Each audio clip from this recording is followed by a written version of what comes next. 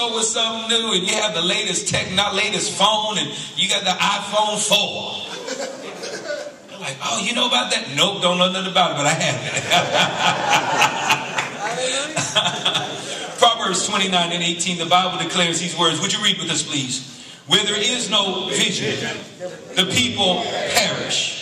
But he that keepeth the law, happy is he. In essence, one that is able to grasp the vision, trust in the vision, hold on to the vision, and listen to this, and believe in God's visionary. That person is going to find happiness in their home, happiness in their church, happiness on the job. Matter of fact, that happiness is going to be turned into joy. And when it becomes joy, that supernatural blessing that comes from God through his Spirit, some phenomenal things will begin to happen. Let's go to our next slide, Dave, if you don't mind, please. Because take a look at this real quick with us. That vision that we're talking about, the vision that God gives to the bishop, that vision that the bishop gives to the district chairman, that vision that the district chairman then share with the elder pastors, that vision that the pastors share with the elders, that vision that the elders share with the ministers, that vision that the elders share with the congregation, that vision that the congregation shares with their family, that vision that the congregation shares with their family, that shares with their children. That vision is the vision we're talking about. You know what they used to do in Deuteronomy chapter 6 in the Old Testament? What they used to do back then, they would sit down by the way and talk about it. When they laid down before they went to bed, they talked about it. When they rose up in the morning, they talked about it. When they walked along the way, they talked about it. What were they doing? They were keeping the vision alive. Come on now. We got to learn to keep the vision alive. Because listen, friend, when somebody sees you walking that thing out, they want to be a part of it. Anything that's moving and shaking, that's working and baking, my friend, we want to be a part of it. I don't know about you, I want to be a part of it. That particular vision that we're talking about, it does something phenomenal. It galvanizes. That is, it stimulates, it electrifies, fires up, stirs up, incites folk, and gives team members, look at this now, 4 things. What are those 4 things that team members receive when they're walking under that vision? Focus, energy, direction, and the law of the compass. Focus, energy, direction, and what? Friends, listen, it's time for us as the Church of Christ Holiness to take ministry to another level. Now let's share something with you. All of that mess that those preachers were out there putting out now they're having to eat that mess. We've stayed true to holiness, and because we've stayed true to holiness, you can't lose with holiness, my friend. You cannot lose with holiness. Because without holiness and peace, no man shall see God. Blessed are the pure in heart, for they shall see. You got to have holiness within you. Matter of fact, holiness is the very nature of God that he imparts to the believer, that causes you and I to begin to separate from the mess we find ourselves in.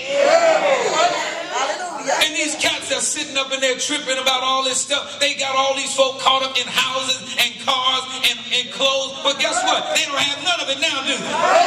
They're mad because they're mad at preachers, because preachers have lied to them. But yet we tried to tell them the whole time frame. Friend, I'll tell you what, God is so good, because on our radio broadcast, we're blessed every Sunday. We have a live radio broadcast. We've held true to what we've taught when it came to holiness and righteousness and truth, and now they come. You know why they're coming? Because they found out something, that what you all were saying and what you were promoting and what you were lifting up was nothing but the truth. And we're like, that's all we know. Because friend, when holiness gets on the inside of you, it'll separate you from the mess so God can bless you. Hello, somebody. So when you get the vision, some things begin to happen. There's something called focus. Somebody say focus. Now see, that's when all of a sudden you and I begin to take a look at it. And we're like, you know what? I've got my eyes set now. Jesus said, listen, I must be about my Father's business. He was focused. Can we get you to be focused again today? Can everybody come back? Hey, listen, from glory back to earth real quick, long enough for you and I to recognize we need focus. But with that focus, there's a requirement of energy. Guess what? Not human energy, but the Spirit of the Lord resting upon us. But you shall receive power after that the Holy Ghost has come upon you. You and I need power in order to fulfill God's vision. And then we'll be talking about this momentarily. We have to have direction. We can't keep squandering our time away, losing time, doing nothing. No, friend. God is calling you and I to another place, to a high level of ministry. And then the blessing is, it's this confidence, not arrogance, not pride. Right. Hello, somebody. Amen. But a confidence that only God can give you. When he's sitting there bearing witness in your spirit every day that I'm for you and not against you. When you begin to understand opposition is not your enemy, but it's your friend. It's nothing more than my guardrails to keep you on track because you were getting off the track. So I needed to help you out. That's what this is all about. And here's what we have to share with you. Hopefully you can see that bottom line, that bottom statement. Read, please. Great vision precedes great achievements. That's what you and I have to know today. Great vision always precedes great achievements.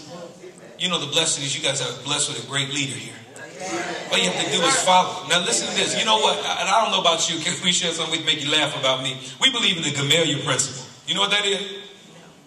Gamaliel principle. If it's of God, don't mess with it. If it's not of God, don't worry about it. It's going to fall apart anyway. Save me some gray hairs just learning the truth. That principle is nothing but the truth. If it's of God, now listen now, listen. Let me share with you what we found out in 9 plus years of ministry. If you get in God's way, God will remove you. Okay. I know some of us wish we'd have told some of the members sooner. But what we're trying to share with you, people that get in the way of God's vision. Because I used to get upset. I was like, well, Lord, they leave. He said, stop. Just stop. You don't understand. They're not leaving. I'm removing them. Amen. All right now. Some of the folk that you don't see any longer that were a royal thorn in the flesh. All right. Yes, they were royal thorn. You know they were.